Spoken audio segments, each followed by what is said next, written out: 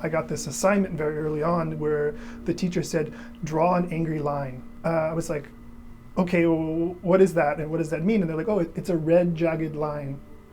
I was like, why is that the answer to this? Who decided that? And it turns out that red jagged line actually has a very particular origin. There is a text from 1901, 1905 called Thought Forms. It's all about the visualization of astral forms. So how thoughts and emotions and intention could be visualized on the astral plane. That book influenced generations of artists.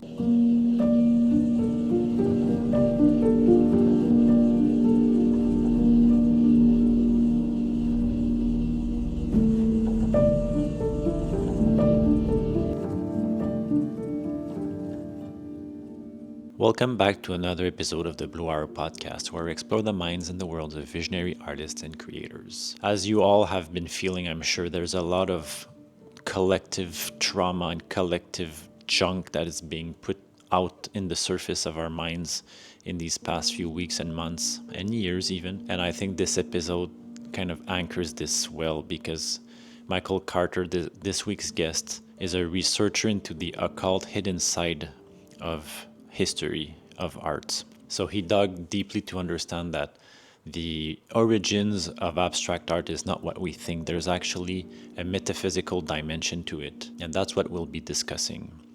Also, don't forget to subscribe and like this video so that you don't miss next week's episode, because we're going to be exploring his studio and all of his occult treasures and ancient books that he's found throughout the years, and he's going to share to us all of those gems and give practical advice as well for artists. So don't forget to subscribe. But first, let's delve into the mysteries with Michael Carter. Thanks for having me in your beautiful studio in the beautiful city of Los Angeles. I wanted to first ask you, what began your journey into this spiritual world, but also artistic world? It's a pretty broad question, but I think it would be a good way for you to introduce, where you started your journey into this realm, because it's very specific, what you're doing. So yeah, give a bit of context. The artistic thing, I never had imagined to do anything else. So I think from the time that I was very young, I always just assumed that I was going to be an artist. And I never really actually explored many other kinds of directions. Somehow I had a feeling that was what I was supposed to do. And also I was always interested in history to some degree, finding the roots of something, how did we get to this point? So did you start your journey by studying arts, or were you into different types of histories and different tangents? I mean, always studying the arts. I was originally much more interested in the intersection of art and technology. I imagined that any kind of new art in this era would come from the most current technologies. So I was interested in different kinds of digital arts and different ways of making art that wasn't physical. So in a way, you had always a kind of a visionary mind, kind of predicting what's gonna come and studying it to be ahead of the curve, but not necessarily be ahead, but just because it was a very strong calling for your life to feel into the future type of thing. Yeah, I was never really interested. I know many people.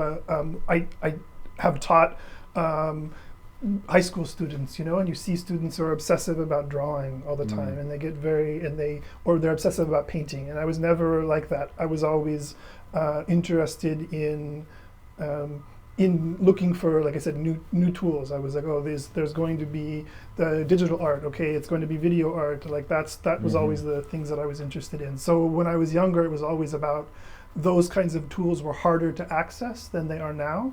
So it was all about trying to sort of find places that I could reach those technologies to then realize what could be made next. Interesting. So was that before studying, before school, even as a teenager? Yeah. So you were always into art. Did you have influences at home, family members or people that... my father was an amateur painter. So he was actually a businessman, but then his hobby was he would paint. And so when he would draw, so he would go for instance, to take a life drawing class, and then he would bring me in. He would, have me go to another art class, and so that was sort of how I got that start. Mm-hmm. So I guess I saw even from another interview you did, maybe explain at the beginning your art, was it more abstract? Because now it's there's like when I look at your art, I see realism, but I see kind of abstract realism, like they kind of combined. Yeah, it's kind of I was never interested in abstraction. Really, what happened, and really I think what sort of started me off on this process, the historical kind of genealogical part, was when I was in undergraduate art education, taking like a general art history class, or very early art painting classes, somebody would say, make an abstract painting. And I'd be like, what is an abstract painting? And they would say, oh, it's a painting with ambiguous figure-ground relationships.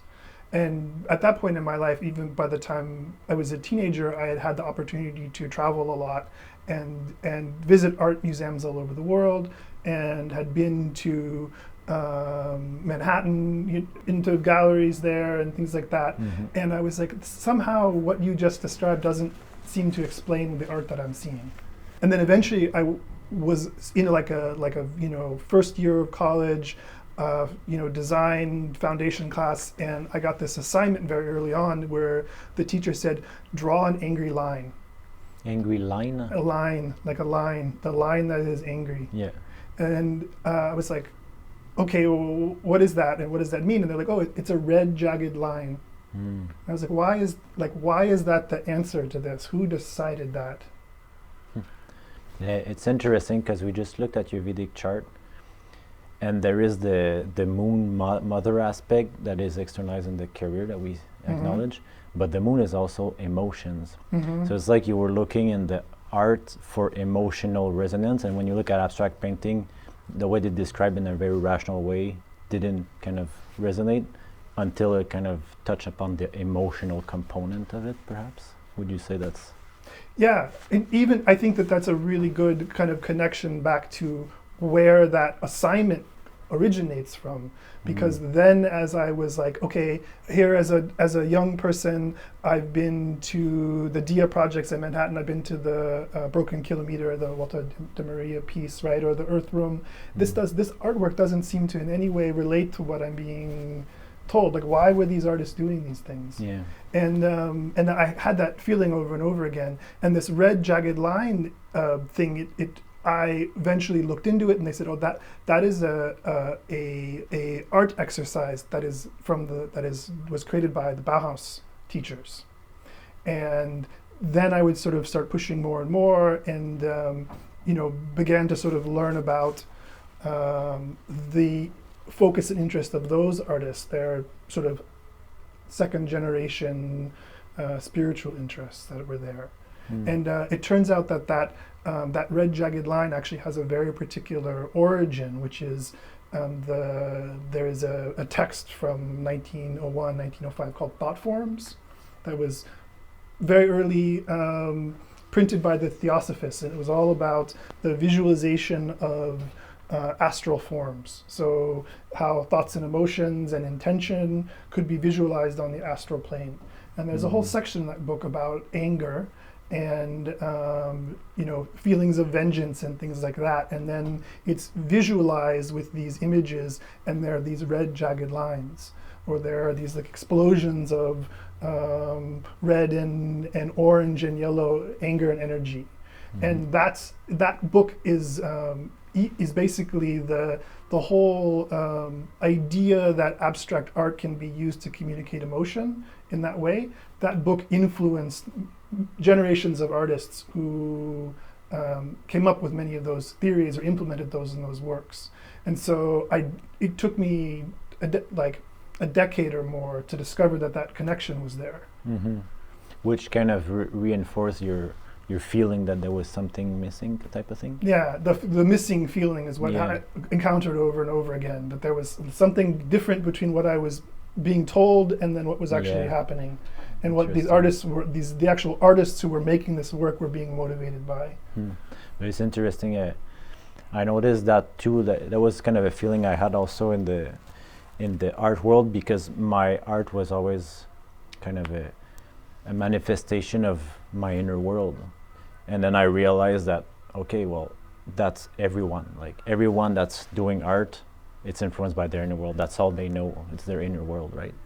So why is it that we tend to like externalize it through thoughts, and describe something that looks good when it's framed in this way, without often forgetting this inner, because it's unconscious, so most people are not aware of it, but there's always kind of this almost purging effect of art.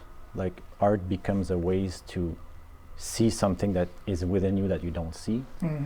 But that's also forgotten in art. I feel people intellectualize and conceptualize something in a body of art without understanding what is actually trying to come out of them. What is, Jung would say, the anima, the feminine unconscious part. What is it trying to show you? And that's how my journey kind of took a tangent, really. Yeah, part of it I think too is that a lot of what we, as a younger artist or as an aspiring artist, you interact oftentimes not with what the artists themselves thought about what they were doing or their intentions, but what then other people are saying, right? So the art critic, the art writer, the art historian, and that is a world that is very influenced by the visual and the intellectual. And so oftentimes I think that there is a tendency to especially when this question of the spiritual motivation of artists comes, to say, oh, that was something that wasn't very important, or that was something that was only when they were in their early days, or it was just random, like it's not important, it's just a random coincidence. Would you say, I mean, this the idea of the line was for you the first trigger, I guess, into that assignment, to make an abstract painting, like how do you make it, what does that even mean, right? It was not a good assignment, but the fact that it was not well done, sort of, like I said, there was something clearly missing. It was treated in a purely formal way, but why would somebody make that painting in the first place? I think what it really, really stood out to me was noticing that if you look at Western art history, the way it is presented as this sort of like work towards greater and greater realism and naturalism, right? More and more, even something like Impressionism, where now we are trying to get the real experience of what we are seeing with our eyes. But then, right at the beginning of the 20th century, like right at the beginning of modernism, there's this like, and I was like, what would cause these artists to just like take what looks like hundreds of years of a steady development and then and that was, I think, the thing that kept on bringing me back, trying to understand what had happened at that moment. So like that came into your research era where you were like actually going inside the books, inside the theories, or and what came out? What was the things, or the one thing that was the main ingredient that made the shift in the art movement? I mean, in some ways it was many things. I had been so interested in the technological, but what I realized more and more with the technological is that ultimately, if I was making work digitally or was making work on a computer, what I was really doing was just spending hour after hour after hour sitting at a desk, right? And I was like, this is not right. Something about this is off. And that really led me to then finally take an interest in the traditional media, right? To come back to life drawing, to come back to representational painting, to learn the foundations. So how far was that into your career? I mean, this is still in like 20 or something, right? So it's still while I'm in school. So I initially I'm going to, find all the technology, I'm going to make the new art with the new tools. And then I realized what the reality of that looks like, which is that I'm in a windowless room on a computer for, I worked so hard once that I pinched this nerve in my shoulder, from using the mouse, and I couldn't lift my arm for like a half a day. And I was like, something is wrong. The signs, reality was sending you very clear signals that it's not the right approach. So then I got just very interested in I became obsessed with figure drawing, like with a life model and hundreds, and just spending like hour after hour after hour life drawing. And the thing about life drawing that's so interesting is that in that context, it is also a performance, right? Because you can't, that moment with that person you can never create that again. Mm-hmm. You have to, in a sense, capture that person or translate what you are seeing, experience, and you have to do it in this moment now. And that really, I think, changed a lot of my thinking about my own art and what I was doing as an artist. With the digital tool, you can endlessly manipulate and change it, but somehow when I was there with a blank piece of paper and a piece of charcoal and a live person, had to do it right then. Mm-hmm. And so it really sort of became this motivation. I started doing more live performance with like video projection, working with musicians, doing sort of very different kinds of work. And it was about that experience that sort of led me into, I was living in the Bay Area at the time, in San Francisco, and that sort of led me into the kind of late stages of the rave culture that was there, which then led to experiences with psychedelics. Mm-hmm. And then that was really where the real break happened. Okay, because psychedelics can have this effect of merging both worlds. Mm-hmm. So like you're seeing this technological world, okay, it's not for me. You go to another extreme, okay, only realist, like, performances. Take psychedelics, it brings the third point, which gives perspective to both, and then you have, understanding come through. Mm-hmm. Is this something you would describe what happened with? So what happened with me was I was simply presented with this as like, oh, this is it's a party, we're having fun. Yeah. There's nothing serious about this. And then I had this one single experience that like was literally the last time I've ever taken psychedelics. It was something that I think it was an experience that there was something else in reality and in life in general. Yeah. Right? Something completely outside of my experience. There was some other reference point, some other vantage point. Yeah. And so that experience made me go, oh, everything that I have been thinking and doing, I need to rethink. Mm-hmm. Yeah, I know what you, like the way I visualize it is almost like you think this is it, take psychedelics, the walls of the sphere open up, and then you come back. Yep. So then you don't know what's all around that sphere, the experience you just had, but there's something. Yep. And then that's how spirit works, because then you have to find out. Yep. Your mind, especially if you're, the Gemini that we described, the Gemini mind, you want to know, you're curious. So what was that experience? How can you explain it? And it, like I can see in your work, one of the final manifestations of you finding some of those mysteries, right? And I think the difficulty of those experiences is the reintegration, Totally, right? yeah. The like, I've had this experience that I cannot explain. Mm-hmm. Like, there are no words for it. I cannot draw you a picture of it. I cannot talk to you about it. I can tell that other people have had this experience because I can see they're attempting to articulate it. Mm-hmm. So really from that point forward, and this was probably like in my mid-20s, it became a quest to kind of, what just happened, right? What is that message? And in a sense, there was some great sense of relief, I think, too, that came from that. Mm-hmm. Related to this, I mentioned before when we were talking too, that I had been spending so many years like sitting in a chair at a desk on a computer working. My body was in very bad shape. Mm-hmm. And so at that time, a friend of mine said, you should take a yoga class. That will be good. It'll be helpful. And I went to a random gym in the suburbs, and I walked into this yoga class there, and the synchronicity of it. The woman reading the class was saying all of the pose names in Sanskrit. So instead of being like this sort of gym over, yoga for your butt or whatever like that, it was like something that was close to a more orthodox experience. And at the very end of that session, she said, okay, we're going to do the end. You're going to lay down on the floor and rest like this. This is called Shavasana, and this is the corpse pose. Mm. And as soon as she said that name for it, like it was like this like lightning bolt, because I was like, there is no experience in an American context, in a Western context, in a gym, in a health, where you ever ask someone to imitate the dead. Yeah. That is like totally outside of any taboo. it's wildly taboo. Yeah. So whatever we're doing in this room is not what it looks like. Something else is going on here again. Okay. So you would say that that first psychedelic experience opened up the mysteries within you, and then your mind was almost like a magnet.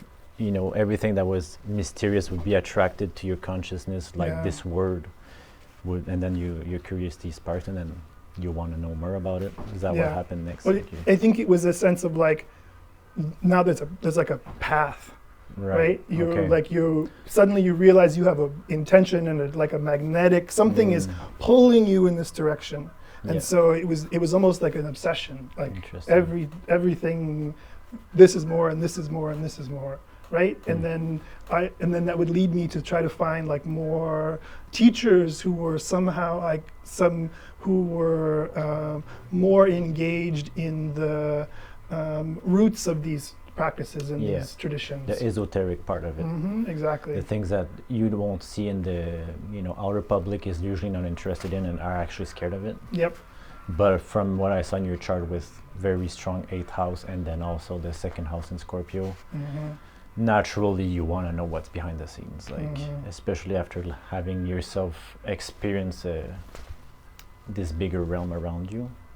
It makes sense, and I can relate to that. Like for me, that a similar experience, like as a I don't know, maybe 22 years old, being very scared. My parents were scared about drugs and things like that, so I was always myself, knowing I have a role to play, I have something to do in this lifetime, I don't want to sacrifice my mental health, this and that. But I was doing my research, and psychedelics, mushrooms, safe, no side effects or almost, and if there are side effects, usually they're for your benefit. So I'm like, I had a friend of a friend that was dealing drugs, and I was like, hey, do you have like a bit of mushroom? Just a little bit, just to try and feel it. I took it, nothing happened. Go to bed, 2 hours later, out of body experience. Exited my body, mystical experience, had a revelation, like almost like I could feel everything, like I knew everything. That's the feeling I had. I know everything all at once. It's through symbols, through things. I was like, I know, I have all the information. But then I'm like, fuck, I'm dead. That means I'm dead. If I'm there, where's my body? So then I panic, start crying, and I'm panicking for like hours, all night long, trying to reach my body, until I came back to my body for a few minutes, called a friend in the middle of the night. It was like 2, 3 a.m. Be like, just this, your voice is like an invisible cord connecting me back to earth. So just please don't put any space between your words. Just continue like talking. Rope. And then slowly it was back, forth, and slowly I would be more in my body than out, and then I had to go back to work on the next day. And that was my initiation of like, oh, I knew there was more. I always knew. I didn't know why. I had nothing to prove to me there was more. And now I know. And then like you open the path to like, okay, I need to know. I need to understand. And so in my case, like beginning to access these like yogic practices, then I started finding the language to describe that experience. So, there are these descriptions of these sort of stages of samadhi. And I was like, oh wait, like that, I've experienced that, like that part. So it was the first time I started having language to talk about it. And then in the hatha yoga practices, in the meditative practices, then I also started being able to not reach that same level, but I could feel that I was approaching these same things. I was like, oh, I see how if I was obsessive about this might lead to the same place. Almost like you feel the tunnel above you, and like you're just getting there, but there's potential to go all the way to the top. Interesting. And so did you already at that moment start integrating what you were learning about spirituality and those I guess the research you were doing for your own sake to understand your experience in your art? So completely. So as I sort of was talking about the idea of the performative aspect of, say, drawing from life, right? Or I was beginning to take the work that I had done digitally, like the experience I had done, learning to make videos or learning to make animation, and then I was now doing performances, like doing projection video that I was mixing live or creating elements on the laptop. So I was using the technological material, but now instead of trying to make like a finished tool, I was using it to do live performances, so that I was doing something that was there in the present, that was about the physical, that was relative and interactive. So that was already sort of beginning to, that knowledge was a sense beginning to inform the skills that I had learned before. Oh, interesting. What was in that era a piece that you did that was recognized as that? Because when you transition, sometimes they know your old work, they don't know where you're heading. So the time that they categorize you into something new, is there like a work that kind of switched? So much of this was happening kind of in the periphery. I mean, I had learned all of these, new media, what was called like new media at the time, like digital skills. So a lot of how I would teach some, but I was also supporting myself by doing animation work in the in the entertainment industry. So most of what I was doing was basically maybe the most like worst kind of sweatshop environment, but the pay was really well. So I could just continue to kind of figure out. I could go do work for a short period of time, and then I could continue on this research. So I think there wasn't anything that was so much very public at that time. I was doing these sort of collaborations with these electronic musicians, and that was kind of, for me, this synthesis, I think at the time, that was sort of the most different. Okay, interesting. And from like we see in the background some of your recent works that maybe have not even been shown. I mean, from that stage you're describing to now, there's like a lot of inner work, the mysteries kind of being understood in different perspectives. Yeah. What was the main trigger that brought this new realm? So what happened was, in that when I was, so simultaneously I'm having these experiences, I'm practicing the yogas in different ways, and understanding, learning about the metaphysics of Asia and of India and these other traditions. And I had, was having these, I read the Bhagavad Gita for the first time. I read the Yoga Sutras, Patanjali's Yoga Sutras, and a number of things. And then in the art environment, as I was sort of learning these, trying to understand more about abstraction, almost on these like parallel lines, I would start to run into these weird phrases, and you would read an art historical text and somebody would say, oh, well, Kandinsky was a theosophist. And then nothing, no context, no further information, no details. They were written as if I was supposed to already know what that was and contextualize it. And I had no idea what that was. I'd never heard that word or encountered that phrase before. And then what happened around the same time is I moved down to LA, actually very close to where we are right now. And I was doing these different freelance jobs for these people, and this was back when I would make a video and I would burn it to a DVD and I would mail it to somebody overnight so they could mail it to an editor and they could use it in their project.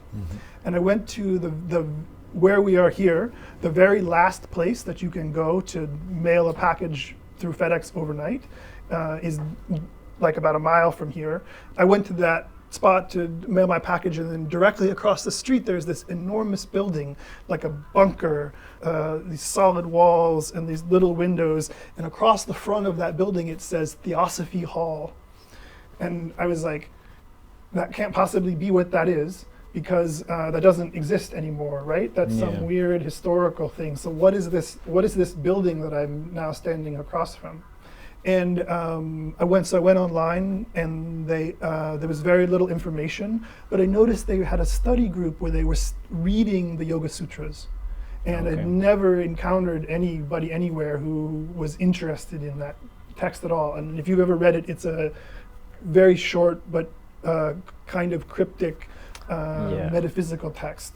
And I was like, wow, they're reading it. So I was like, this is some weird religion or cult or something. And I told my friend, I'm going to go to this place, so if I disappear and I don't come back, that's where I am.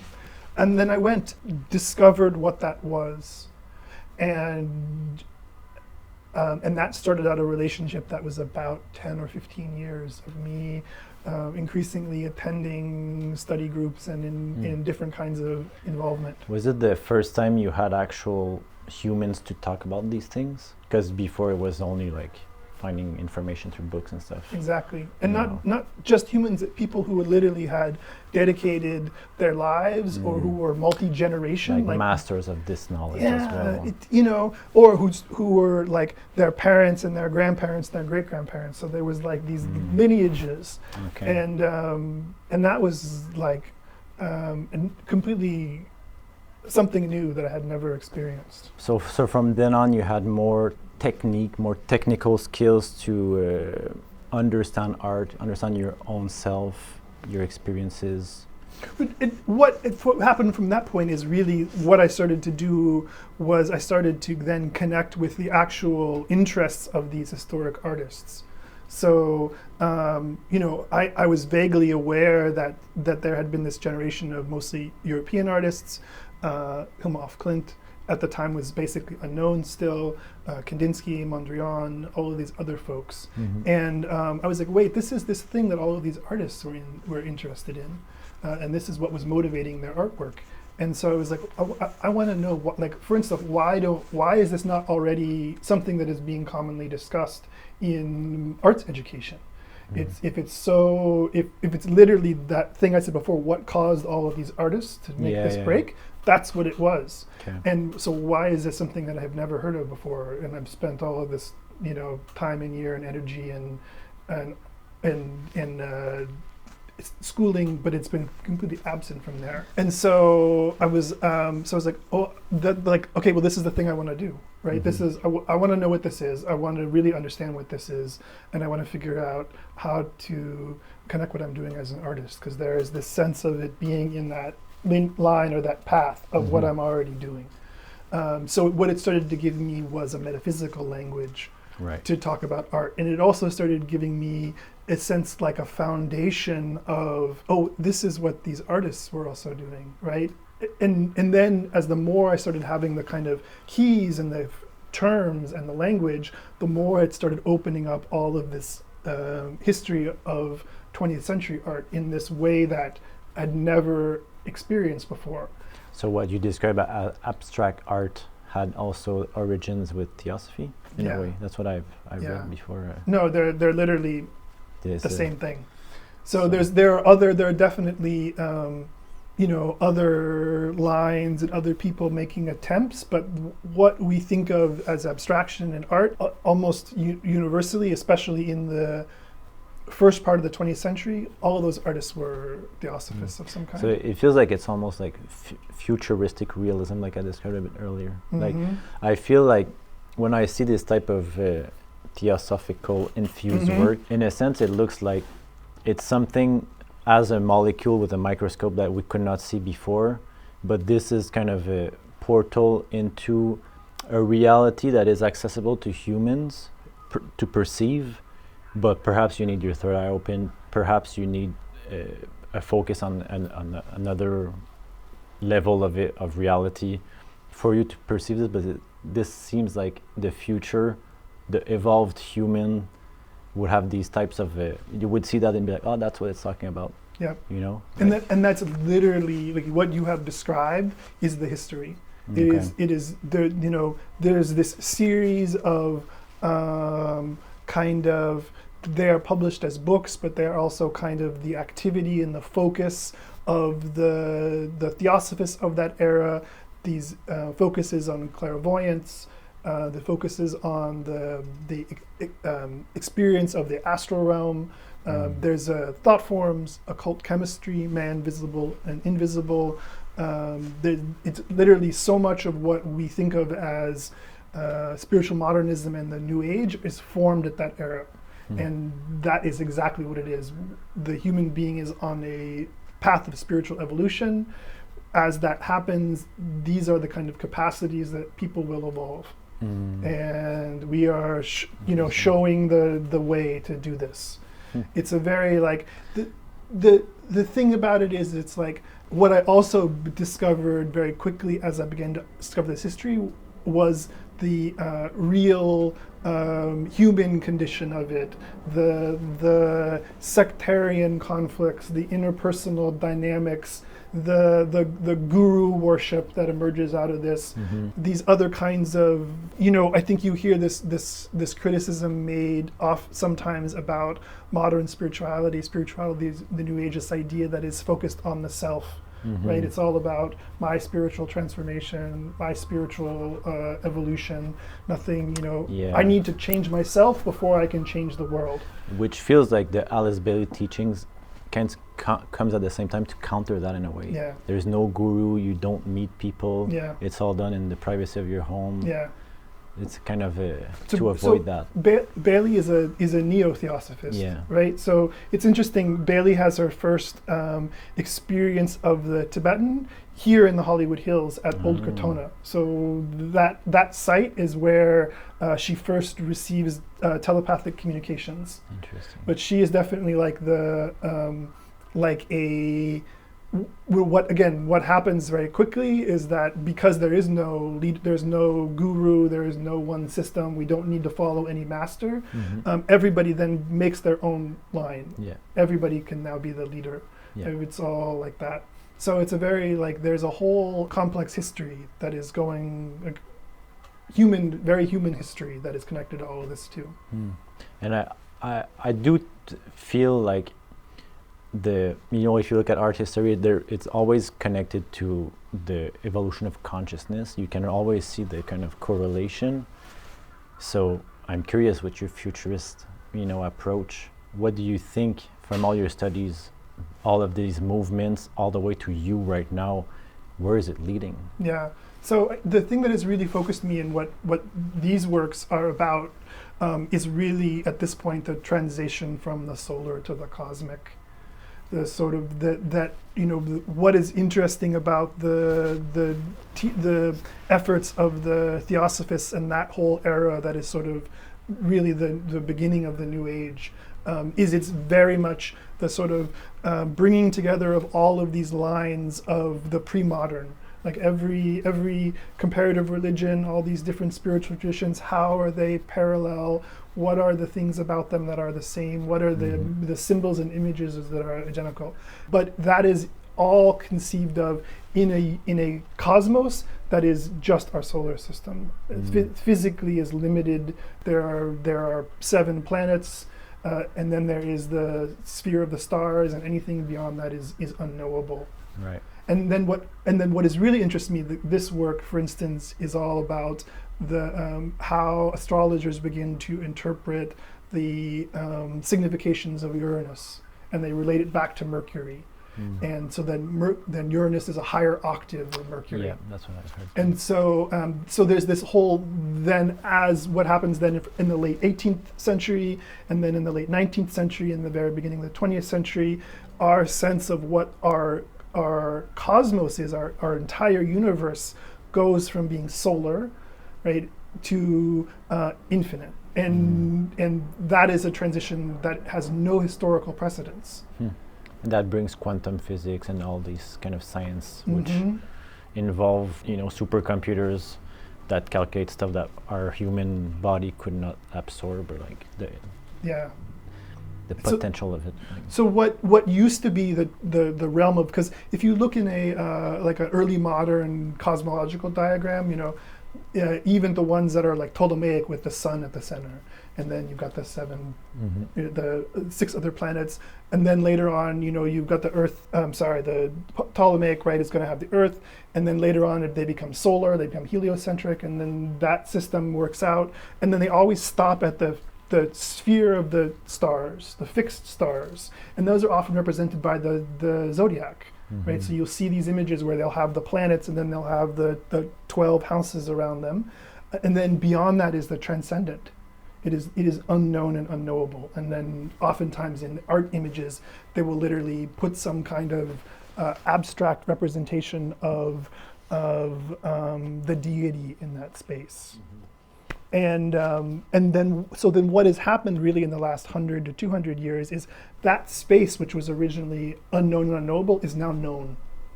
It's known in this way, so the boundary of the unknown has been pushed out. in this way that is still not fully quantified. I mean, we are living in an era where our original model of what we thought was the creation of the universe, the Big Bang expansion, that is already falling apart.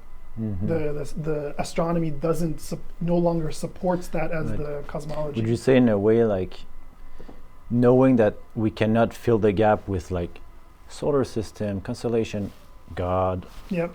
Well, now we know that we can understand bigger than that, so it forces our collective consciousness to evolve, find the answers to fill in the void even further, and then God, you know.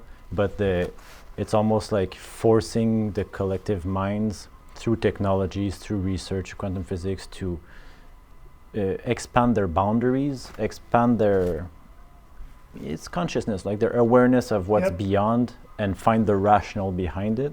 Yeah.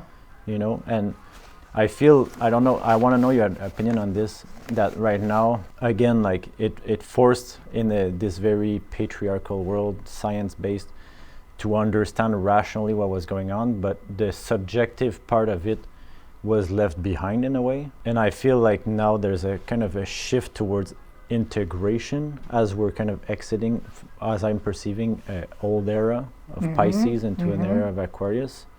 There needs to be a synthesis that's done. I was thinking last night even of Theosophy and a lot of these traditions that tend to try to synthesize all the traditions together at the end of the 2,000-year cycle of Pisces in order to almost emerge. Like you want to see all the degrees of the 360 that makes up the sphere, so that you can like almost through the center pierce out of it into a new sphere, a new era. So I'm wondering, what do you think about what I said about the subjective, the feminine counterpart of this? And so I think it's interesting.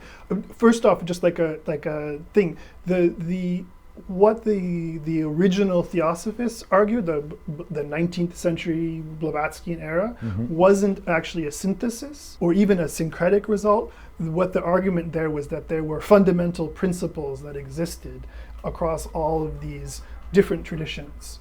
In a sense, like a physics of spirituality, right? There's gravity, and so we see the effects of gravity everywhere. Okay. So it isn't in a sense that these things can be blended together or that they're the same, but that there's something behind them that is in common. Yeah, like mathematics behind the structure of the reality. Exactly. They want to understand what are the numbers that compose this. Yeah, there is a spiritual. There is an occult reality. That is informing all of these things. But I still see that as a synthesis. It's like to be able to synthesize, you really need to understand the mathematics of it and be able to arrive to a formula that's clean, that works every time. Yeah. And that is kind of a rational, scientific approach to religion. Yeah. So it's like the religions are outdated, now we understand them rationally. So now we have to move on to something bigger. Yeah. So it forces us into another thing. The main kind of esoteric, the semi-esoteric text that defined Theosophy as a modern movement, the Secret Doctrine, its subtitle is a synthesis of science, religion, and philosophy. Okay. So there's definitely, I think we're looking at it in a similar way. Yeah. So to kind of go back to that question, right? I completely agree with you, and I think that is what is so interesting to me about the expanded solar system, like the inclusion of the outer planets, how those are being symbolized, and also what is in a sense happening there. Like you said, initially the first kind of step beyond our solar system is the awareness of Uranus. And that planet is literally given the name of the Titan, right? Who is the sphere that all reality is contained in. But then there is more, and so then when Neptune is discovered in the 19th century, it's actually discovered with math. I wonder if it's also correlates with how when they found Uranus was also with the chemical elements like uranium, like and how, because they have such a similar name. I wonder if there's a correlation in the evolution of consciousness, because I know, you know Walter Russell? I know the name, yeah. So he has a new concept of science of molecules. Instead of seeing them as matter, he sees them as octaves. So every elemental is a different octave of reality, a different density in a way. So why can't water go through certain objects, certain materials, and some not? Air, same thing. Well, it's because of, and you can see how they're graded all the way to the denser materials, from carbon being the one molecule. Levels of vibration. Yeah. Levels of vibration. Yeah. And this way, like as humanity evolves consciousness, also they often scientific, breakthroughs come, like finding this kind of technology of uranium, what we can do with it for. So I was wondering if you No, I don't actually know. I don't know about the connection, but they're close enough in time that I imagine there is some relationship. Yeah. Interesting.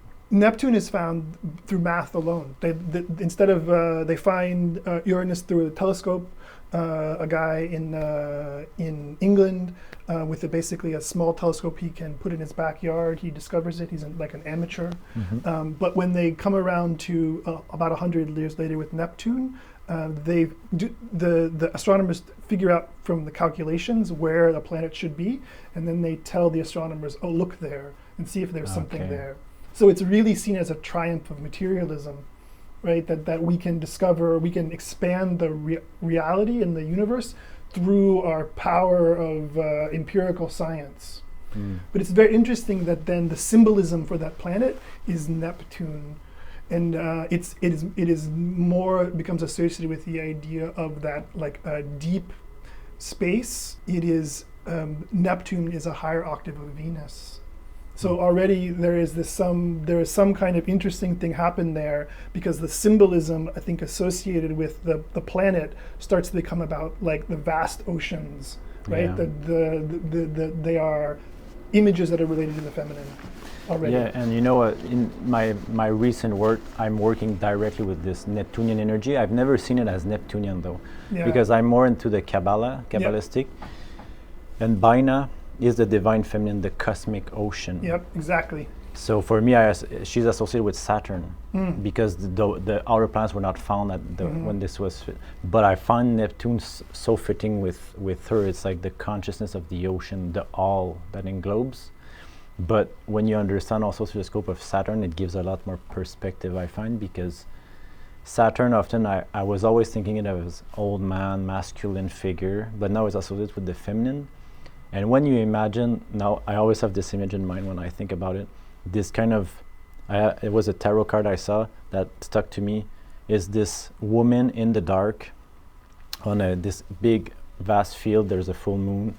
She has a baby, and she's like protecting the baby and going in the dark to like protecting it. So sacrificing everything she knows, leaving it behind for something bigger, for her creation, which is the universe in this at this octave. Yeah, and I think there is a lot of what is in that character, or that way that metaphysically Neptune is, its associations are being created in the present.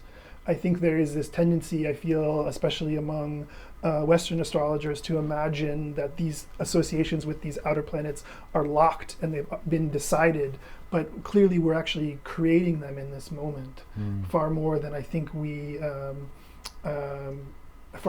is broadly understood. That's a good point. I do sense that, like these outer planets, they represent something that, to really understand, we would have to be in our solar self, like our solar body, because it's almost like we are under the sun. We can only understand what's under the sun with our personality, with our lower self. So until you are fully integrated human, meaning your subjective and objective minds are merged together, giving you access to your solar perspective, then only can you access what's beyond those outer planets, which is too dense information, too subtle and dense at the same time, for us to conceive. So in this way, like artists, I feel like when we are in the flow, we are creating from this solar self. So we don't necessarily know like what we're creating, but like we'll know by the impact our art has on people around us. And that's the effect of the sun, right? It has so much more power, but our personality has to let go, because it feels like it's not us creating it. It's created through us. And that's kind of the big nuance within the outer planets I found in the inner ones. Even in astrology, the inner planets, well, they'll affect our day-to-day, they'll affect everything about our personality, our cravings, our rejections.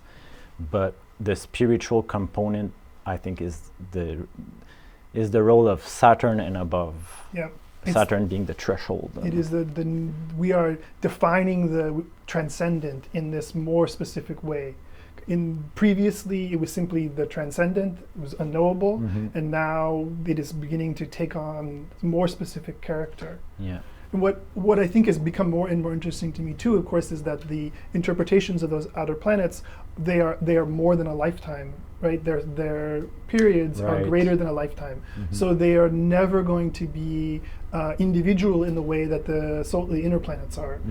So they're always going to then be about the other. They're going to be more than the individual. They're going to be transpersonal.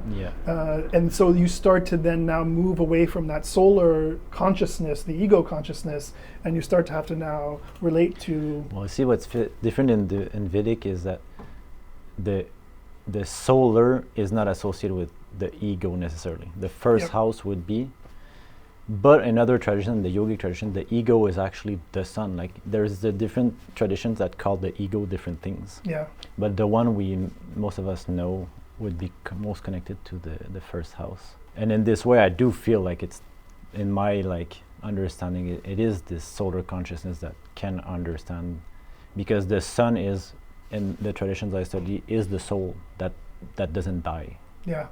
So this way it can reincarnate over and over and keep its knowledge through lifetimes. So if a cycle of Uranus, for example, is 250 years, it'll be able to track it. Yeah. So you personally won't have access to it, but through dreams, through some sort of transcendent state, you could possibly access this information. Although it would be so hard to translate afterwards. Yeah. Well, I think to me, I think that is why this fusion of this understanding we're talking about, this sort of newer spiritual perspective, or this contemporary spiritual perspective with art as a tool, art seems to be uniquely capable of bringing into reality these things that we do not understand. Yeah. I mean, this is something that an artist can do, right? That we can use an intuitive process, we can use artistic processes to basically work towards a goal that we actually can't even understand or see, and materialize it in a way that I think nothing else lets us do that way. Yeah, and that's why I dedicated my life to visionary art, to understanding it, because I think it is important to see visionary art as it is, which is a tool to inspire for me, I see it as a tool to inspire the collective to live with less fears by having an understanding of the bigger movements that are going through us. Because what's going on right now is lots of change. Yes. And if your habit is to be comfortable, and then you have to change your comfortable habits, scary, you refuse everything, you will reject it, because it's like almost your ego survival mind doesn't want change. It wants to stay safe. Yeah. But through art, it shows us, okay, no, it's safe. This is what's going on, and it invites the transformation. That's what I see in visionary art that I think is so empowering for humanity. Yeah, we live in a transitional era. Yeah. The old stories are coming to an end, and we don't yet have the new stories. We are in a sense making them right now. And to me, this sort of sense that you were saying of the subjective, of this cosmic feminine, of these that is of the other, that is the direction that these new stories will come to us through. I feel that. I feel like the feminine rites, feminine mysteries that were once the norm, the maternal kind of societies, and I think now are having to be re-emerged. That's why, in the Hilma, they say that it's the age of Horus that's coming. The marriage of Isis and Osiris creates Horus. Now, the age of Osiris, the very paternal masculine era is ending. Before, it was a very feminine Isis-based era, but now it's the combination of both, the synthesis of both together. So that's why, because everything's been censored, and religion has censored, there's a lot of stuff that from the past that has been lost. Yes. But through art, through the conduit of being a vessel, we are bringing these old things back to the surface, and now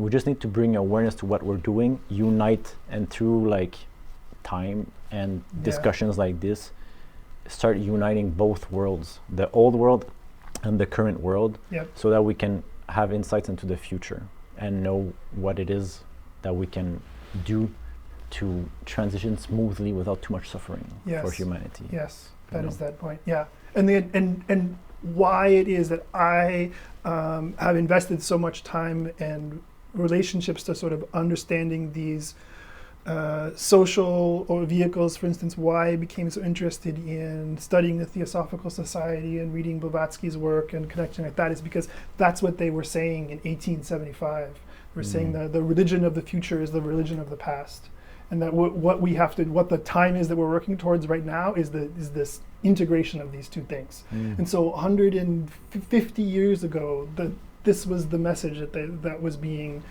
put out through these groups.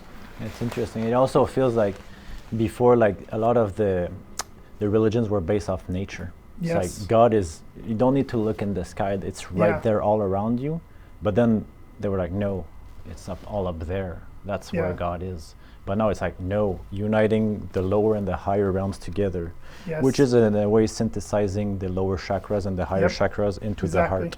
That is the truth. And then you access your soul, and then this is the individuated human of the future. That's how I see it. Yeah, there's something. I mean, the late 20th century, especially, there's been so much of a reclaiming of the divine feminine, of the mother goddess religions of the past, of sort of speculating about these things. And I think in some ways we've also lost sight of the fact that how long those systems dominated, right? The Magna Mater was the absolute power for so long. We don't even understand yet how long. What is that? The Great Mother, right? I mean, Cybele, right? But also like the icons that come out of the ground, like Catalhoyuk, of the great obese woman on the chair with the lions, and that is the symbol of the pinnacle symbol of the Mother Goddess, and in many ways, and was so powerful for so long. But I think also what happened, it seems, in that era is that focus on the physical, on the body as a portal that, in a sense, recreates another person through the mystery of procreation and birth. Sort of people stayed on this level of this one cycle forever, and somehow the technology, the evolution of the transcendence of realizing, no, there is this something else, which we began to associate with the opposite of that divine feminine and with the divine masculine, then was sort of like somehow was liberating in a way that we don't quite understand yet. And then we have lived through 5,000 years of the liberation of the transcendence. We must escape the physical. We must suppress the nature goddess. We must focus only on the sky deities and things like that. And then I think, as we are both sort of saying, we are now at an era where both of those things now need to be integrated into one. Yeah. And that's really the next stage for humanity, is the... Yeah, totally. The art that you're doing right now is questioning how these uniting forces, how will they materialize? What will they look like? Yeah, exactly. And so how would this one in the background, what's it? Let's me reformulate that. From your doing this project, what insights have come to you? Have arisen? A lot of this project is simply when we've been discussing astrology. We've been talking about Vedic and Western astrology and modern astrology and things like that. And a lot of my initial experience when I interface with the Theosophists, when I was learning these things, astrology was something I was never interested in. If anything, it was always too ridiculous, right? And but what I discovered, especially when I began to learn about the work of Dane Rudhyar, who is probably the most influential of the formers of modern astrology, that they had all been motivated and inspired by Theosophy. And so what I discovered as I began to really learn about the roots of modern astrology was that I already knew what was going on. Like I suddenly, when I began to learn to read a chart and began to understand the symbolism, it was like this enormous key had been unlocked for me that I had never encountered before. And so what I realized at that moment was that this was a language that many other people understood already. So I could use, I am in my very esoteric space with these metaphysics, with these things that seem like they're part of history and that are abstract and impersonal. And now I had found a conduit that I could make this personal and individual. And I could begin, and I had a language that I could now use to talk to people about these things that I was discovering. So I think what I've been trying to do with these works, for instance, is really just begin to introduce this language of what is this transition from the solar to the cosmic look like? What are the if Uranus is a higher octave of Mercury, what is that? So how could I make an icon or an object that starts to incorporate the symbolism and the colors, the sacred geometry, the representational image? Here Uranus is in the stars, right? So it's, in the Neptune one, for instance, the stars are down here, but Neptune is up in the deep cosmic. And so just like in a non-verbal way, how could I start to elevate the language around these things that my audience was engaged with? It's interesting, your process, because I feel like I intuitively had the same approach to you to art, which in a way was to create symbolic, it's almost like mathematics of the abstract mathematics. You just put this symbol with this symbol and with color, with specific sacred geometry, and all of a sudden a world emerges and gives you a subjective world to explore. And so that's the power of art for you as a creator. It naturally opens up as you're doing it, and then the power of it is that also other people can experience it. If it's if the symbols are genuine and like the research is genuine, the expressiveness and the kind of energetics of the piece, people will feel it. And that's what I like about art that uses the codes, the esoteric codes, is that it will communicate to people even though they're not conscious of it. It will open up something. You don't know what they're going to dream the next night, but it slowly, especially with the reach you have, like these codes are sent out into the ether almost. I'm curious to know, for example, what is a recent painting you've done that opened up this type of unexpected world with you, that opened up some secrets or insights or revelations? I mean, I believe these two major, the Uranian and the Neptunian objects, because I really started thinking about the importance of the ellipse. The classic kind of, even the cliche, you see it over millions of these social media accounts of sacred geometry, and this is the language of the universe, and the sequence of like the triangle to the square to the pentagon to the hexagon, right? And the circle with the point in the center and things like that. And I realized that all of that sacred geometry is all solar.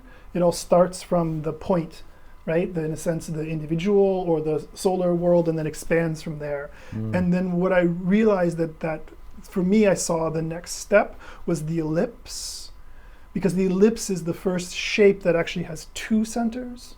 You make you can physically a million years 100,000 years ago, if you had a string and a stick and another stick, you could make a circle and draw a circle, right? You could construct the sacred geometry. The ellipse is the first sort of geometric element where it actually has two centers and focus. And so you can physically draw it by like putting, like a nail and a string, and then kind of like pulling it between these points, and that will draw an ellipse. So like has a center point and a moving point. But it has two center points. So this, like, you get the circle has a single center point, and then let's say you have a string and a pencil, and you can draw a circle, right? But the ellipse has these 2 points. And if you take, like, for instance, say like a piece of string and run it between these 2 points, and then put like a pencil in there and pull it, it's constrained by these 2 points. Okay. And then the more you draw it, right, like it literally becomes constrained by these 2 focal points. It's literally easier to show it or do it than it is to explain it. Yeah, but the way you described it, I Yeah. see it almost more like an orbit. Yeah. That inside of the orbit contains space, empty space. Yeah. So I was like, so for me, the prime, like, sacred geometry of the outer planets is the ellipse. Yeah, interesting. That happened, this insight, through this new work. Yeah. Okay. Other questions I wanted to ask that Please. I have written here that I don't want to bypass, because I think right now there's a lot of politics going on in the world, and a lot of emphasis of people's minds is on politics, just because everyone's talking about it. It's all on social algorithms sending it everywhere. Do you consider this when you're doing art? Is your art sort of outside of the political dialogue, or do you see that it does have an influence in your work? No, there's definitely a influence in a relationship. I don't think that if we're making art for a public audience, if we are thinking about putting the art in the world, then we're talking about something that's circulating in the current world. I kind of alluded to this earlier when I was saying there is this kind of tension, right? I think you hear in contemporary spiritual environments, and also as criticisms of it, you will hear people say things like spiritual bypassing, or this isn't a spiritual, this isn't political. You are focused. You are. This is escapism. This is not a real world solution. And it's very interesting because I think that is not actually a current perspective at all, but there is this sense of like, can you simply work and fix and change the world? Is that where all of your energy should be, towards fixing and changing the world? Or do we change the world by changing ourselves? Yeah. And that has been the traditional sort of spiritual response. If you think about, like, in the classic major schools of Buddhism, right? The Mahayana, Hinayana, the lesser and the greater vehicle. And the idea was, each of us can individually, we can reach this Buddhistic state, and that will bring about this transition, which was the lesser vehicle, right? The Hinayana. And that was sort of the early Buddhist view. And then later you have the Mahayana, where it's, no, I need to transform myself, but then I stop at this level. I do not receive this final liberation, but instead then I return into the world and I do the work. I do the work to liberate other souls that are suffering. Yeah. And that's where the whole concept of the Bodhisattva arises from. I think we live in an era where the artist, as the power of the artist has been diminished in exchange for the power of the ecosystem of the gallery and the institutions that are connected with the gallery. And really part of moving broadly culture and humanity to this next stage is needing to sort of re-spiritualize things. But that's not going to look like any spirituality from the past. It's this thing we've been discussing this time that doesn't yet have a clear vision. Yeah. So as artists, I think that we are, like, the political act is in a sense trying to manifest this different future. Yeah, I totally agree. That's very well said, actually. And in your own inner practice, or like in your studio here, how do you balance, because of course politics influences everything in the world, and like you say, you have to evolve almost your inner world, your inner understanding of things to actually have an impact, otherwise you're limited by your own ignorance. So how do you balance, like, this inner world in your own practice versus the outer world? Yeah. If that makes sense. Everything that we make as an artist is compromised. in a sense that like we're always operating under less than ideal conditions. There's always a limitation of time. There's always a limitation of resources. We're working. The grant doesn't come through. The exhibition falls through. There's a problem with the fabrication process. So I feel like trying to create some kind of equilibrium so that you can invest the sufficient amount of your finite life energy to create the work that needs to be created is sort of the effort and the balance, right? How do I the fact that I can realize these objects at all as an artist is in some ways a miracle. Yeah. So how do I create the best conditions to do that, but that those conditions don't sabotage the fact that I am here day after day. I still have to live a life. I have to pay my rent. I have to eat food. I have to do those kinds of things. So there's some kind of attempting to balance those two forces. I think that's how I'm proceeding now. Yeah, but is there how have you found this balance? Like, are you 100% dependent on your art to pay the bills? Because I know sometimes the sacrifice needs to be done. And definitely not. I mean, it's like I assemble an income, right? From sales, from teaching, from speaking, from other kinds of fees and things like that. So it's like I think that's really like the trying to do that with some integrity. For me, I think there is a lot of sacrifice involved. A lot of you must give up some of a normal life. I have a few short answer questions I want to ask you. What does beauty mean to you now? We're going in the philosophical. Yeah. Whatever beauty is, it's bigger than us. Whatever we are responding to as beautiful as a person, what we think is beautiful as a person, is something that is transpersonal. There is definitely, beauty became very suspect in the late 20th century. We can't escape it. It is fundamental in some way. It's like a constant. Yeah. The beauty constant. Yeah. Are there certain symbols, colors, or materials that you keep returning to in your works? Like something that is like almost you dream about. It's always kind of a theme. Most of these astrological works, I use a color, number, planet, material correspondence chart that I think is the first of the modern metaphysical charts. So have you ever seen an image of the chakra pole where it's like red to purple? Yeah. That is I'm almost certain that is a modern invention. That particular spectrum of colors like that. Okay. And there's a theosophical origin for that. And so I use that imagery and that material. That's what I'm always reaching back to. Okay. Yeah, that answers. How do you stay connected with mystery without needing to explain it? You don't explain it. Yeah. So Yeah, but how does this constant stay alive in you? Kind of an abstract question. No, it's not at all. I mean, I think it's the question of mystery and the unknown or unknowable is so central to what I do. It's unavoidable. I mean, that is really the thing that I'm most trying to stimulate in my audience is some experience of the unknown.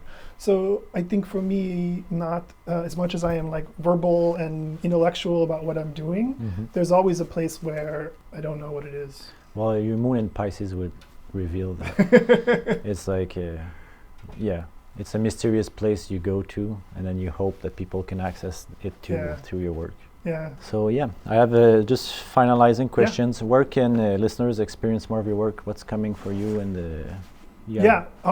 social media is great. Michael Carter Studio website. I have an exhibition that is opening at the Philosophical Research on May 3rd, and it will be up until mid-June or so. Okay. Those are the main outlets for what I'm doing right now. Any talks coming or different things scheduled? I don't have any. There's nothing right now. I have a number. All of my major lectures are all online on YouTube. Okay. I'll link everything Yeah. so that people can find it. Last question. What's one thing you're currently learning to hold within yourself? Creating my own sense of stability. Interesting. With the your 10th house being in Cancer, the house of the home, your home is almost like the outer world. So Yeah. how do you find that core Yeah. that remains stable throughout all the movements? In Western astrology, like that's literally what the interpretation of my North Node is all about. Is like, how do you find that sense of value and sense of inner values as being self-generated? Yeah.